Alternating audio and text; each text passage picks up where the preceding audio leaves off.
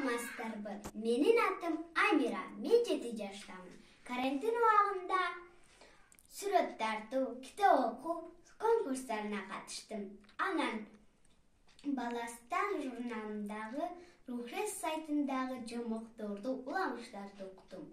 Анан көрдүм да алардын көрүүчүлөр абдан аз экенин.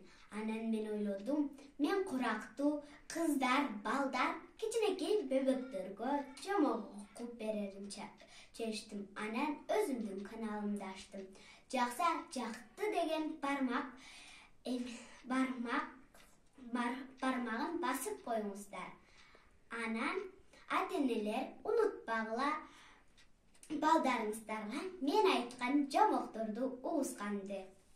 Мен бүгүн уруу деген жомокту айтып берем. Илгери атага чыккан уру болуптур. Анын жалгыз баласы бар экен. Баласы чоңойгондо атасы чакырып алып, "Балам, мени сыйласаң уру бол, мындан бөлөк кесип жок" дейт. Анда баласы капаланып, "Ата, мени адам болсун десең, урулукка үйрөтпө, андан көрө адал эмгек кылайын" дейт. Уру ачууланып, "Атанын тилин албайт деген эмне жакшылык? Айтканымдан кайтпайм. Бүгүн кошунанын уюн уурдап кел. Уурдабасаң ошодон ары жол" дейт. Бала айласыздан макул болот да кошунанын уюн эгиңе алмаштырып келет. Бирок анын атасына айтпайт, уйду союп алышат. "Ата, бул этти жерден мурда таразага түшүп алалы. Эт төгөнгөндөн кийин кимибиз канча семирет экенибизди ошону билели" дейт. Бала ошентип экөө таразага түшөт. Эт төгөнгөндөн кийин кайрадан таразага түшөт. Атасы мурдагыдан 2-3 килограммга арыктап калыптыр. Ал эми баласы 5-6 килограмм кошуптур. Буга атасы таң калат.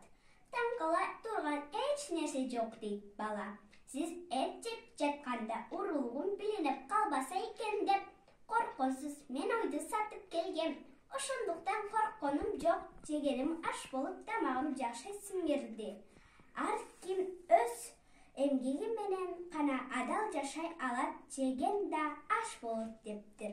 Ошондо атасы уялып, "Урулук жаман иш турбайбы балам? Сен оң жолго түшкөнүң жакшы деген экен.